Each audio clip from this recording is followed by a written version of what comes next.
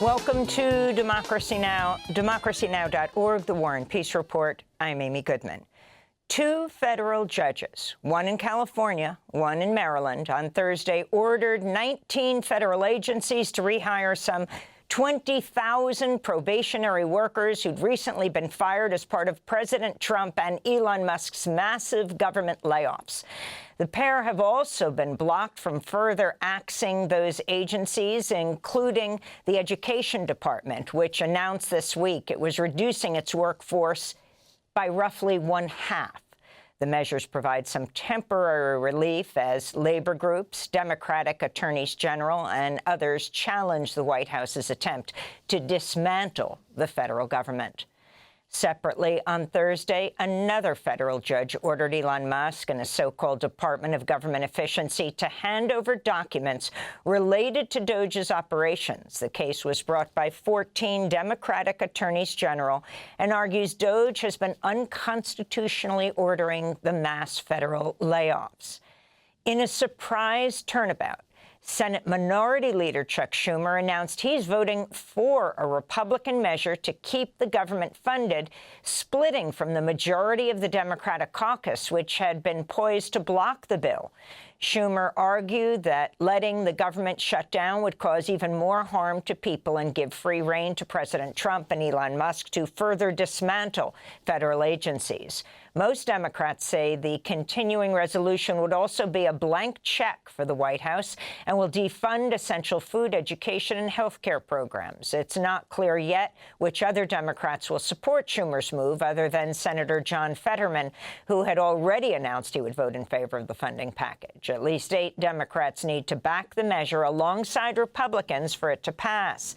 The news left many House Democrats incensed, including New York Congressmember Alexandria Ocasio-Cortez, who's been calling on her supporters to ramp up public pressure on Democrats to vote down the bill. She addressed reporters from a Democratic policy retreat in Leesburg, Virginia.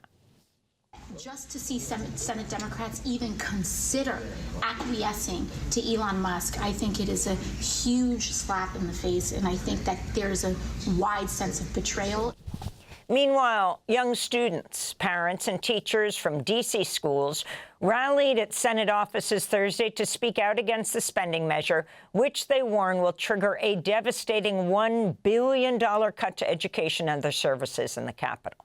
Here in New York, police arrested some 100 protesters as the group Jewish Voice for Peace led a major sit-in protest inside Trump Tower to call for the release of detained Palestinian activist, recent Columbia University graduate Mahmoud Khalil.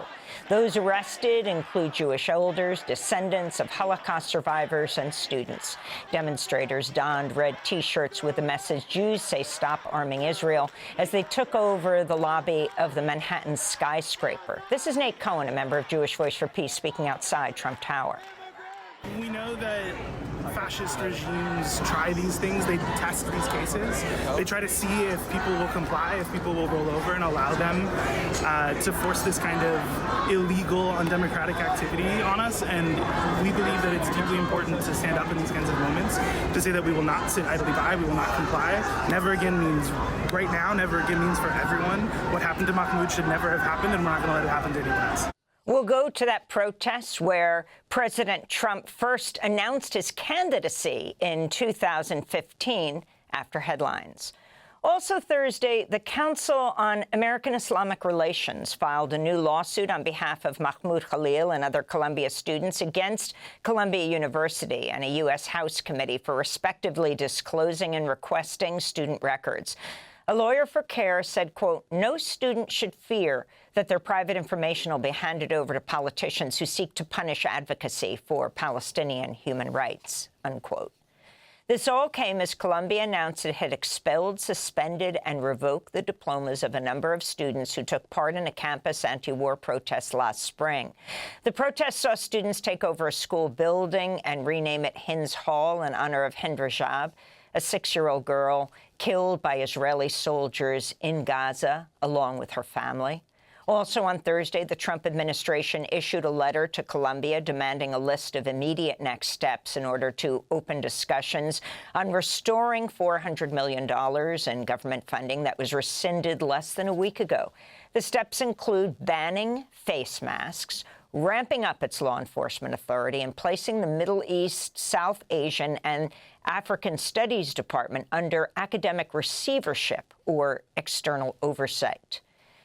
In other related news, Harvard law students overwhelmingly passed a referendum calling on Harvard to divest its more than $50 billion endowment from, quote, weapons, surveillance technology, and other companies aiding violations of international humanitarian law, including Israel's genocide in Gaza and its ongoing illegal occupation of Palestine, unquote. Moscow said President Trump and Putin will discuss on the phone a possible 30-day ceasefire in Russia's war on Ukraine, following Russian talks with the U.S. Special Envoy Steve Witkoff. On Thursday, Vladimir Putin signaled he's open to a truce proposal as he listed a series of conditions and concerns around ending the Russian invasion of Ukraine. But who will give orders to cease hostilities? And what will be the price of such orders? Do you imagine almost 2,000 kilometers of front line? Who will figure out who and when in the field of 2,000 kilometers had broken the ceasefire? And then who will blame who in violation of this agreement? Ukrainian President Volodymyr Zelensky accused Putin of manipulation, explaining, quote, Putin often does this. He says he does not say no directly, but he does it in such a way that only delays and makes normal decisions impossible, unquote. NBC News is reporting President Trump has directed the Pentagon to develop proposals to advance his threats to seize the Panama Canal. The U.S. Southern Command's reportedly drafting potential plans to increase U.S. military presence in Panama and partner more closely with Panamanian forces in an attempt to diminish China's influence and cut off its access to ports in the Panama Canal. NBC News report is based on the accounts of two U.S. officials. Panamanian officials responded saying, quote, our sovereignty over the Panama Canal is absolute and not the basis of any negotiation, unquote. The Panama Canal Authority is run entirely by the Panamanian government, not China, as Trump has falsely claimed. Meanwhile, Trump was asked about his threats to annex Greenland during an Oval Office meeting with the NATO Secretary General, Mark Rutte. Trump's reply, quote, I think it will happen, unquote. During their meeting, Rutte praised Trump and vowed to keep rallying NATO members to increase military spending. Syria's transitional president, Ahmed al-Sharaa, signed a temporary constitution Thursday, declared the start of a new history for Syria. Ahmed al-Sharaa, who led the rebel offensive that toppled Bashar al-Assad in December, said the new constitution maintains Islamic law and that the head of the state must be Muslim, as well as enshrining rights of women, the press, and freedom of expression. The document signing came as Israel launched airstrikes on the capital, Damascus. Israel's defense minister has threatened to occupy parts of Syria for an unlimited period after deploying its troops following Assad's fall. Meanwhile, the UN warns entire families have been killed in recent sectarian attacks in Syria's coastal region, which is home to the Alawite community. Many have fled across the border to Lebanon, seeking safety. We stayed at home. We didn't go out. We didn't even stand in front of the windows. We shut the curtains, and we didn't go out at all. All the doors were locked, but we haven't slept for 3 nights. Gunshots, a lot of them, a lot of gunshots. We're not accustomed to that. May God help us. Argentina's far-right security minister is facing mounting calls to resign over the violent police response to a protest against President Javier Milei's austerity measures and worsening poverty. Over 1,000 riot police were deployed to the streets of Buenos Aires Wednesday in an attempt to crack down on protesters who were tear-gassed and shot with rubber bullets and water cannons. A photographer was left in a coma. Recent protests have been led by retirees who are demanding secure pensions and access to free medications. Cuba's released 553 prisoners despite the collapse of an agreement with the United States that would have seen the easing of sanctions on the island. The deal with the Biden administration was brokered by the Vatican and came to light in January when President Biden announced he'd lift the state sponsor of terrorism designation for Cuba. The measure was quickly reversed by Trump after his inauguration. In related news, the Trump administration's reportedly considering including Cuba and Haiti on a list of countries that could be subjected to a sweeping new travel ban. In other immigration news, the Trump administration's resumed placing asylum-seeking families in detention, restarting a practice that caused the death of at least 6 migrant children during Trump's first term. The nonprofit group Raíces is reporting at least 14 immigrant families, some with children as young as a year old, are currently jailed at a facility in Karnes County, Texas, after being apprehended near the Mexican-Canadian borders. The families are from Colombia, Romania, Iran, Angola, Russia, Armenia, Turkey, and Brazil. Family detention had been largely suspended, though not abolished, under the Biden administration. The facility where the families are being held is run by the private company Geo Group, which has been repeatedly accused of abuse, including medical neglect. This comes as the Justice Department has dropped a Biden-era sexual abuse lawsuit against Southwest Key, the largest provider of housing for unaccompanied immigrant children. The move comes after the Health and Human Services Department said it had stopped contracting Southwest Key services. Survivors of abuse said workers forced children to perform sexual acts and pose for nude photos while threatening them with retaliation. And longtime Democratic Congressmember Raul Grijalva died Thursday from complications from cancer treatment. For decades, Grijalva represented Arizona's 7th congressional district, a vast border region that included his hometown of Tucson. He was a leading progressive voice who championed immigrant rights and environmental justice.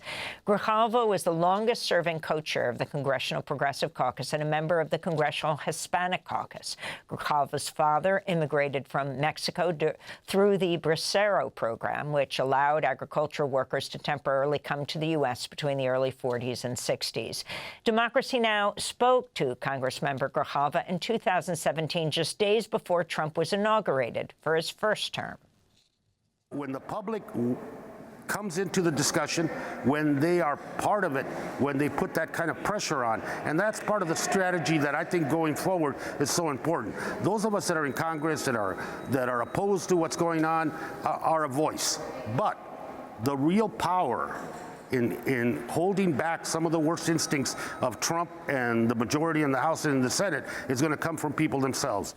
Arizona will have to hold special elections to pick Raul Grijalva's successor. And those are some of the headlines. This is Democracy Now!, democracynow.org, The War and Peace Report. I'm Amy Goodman.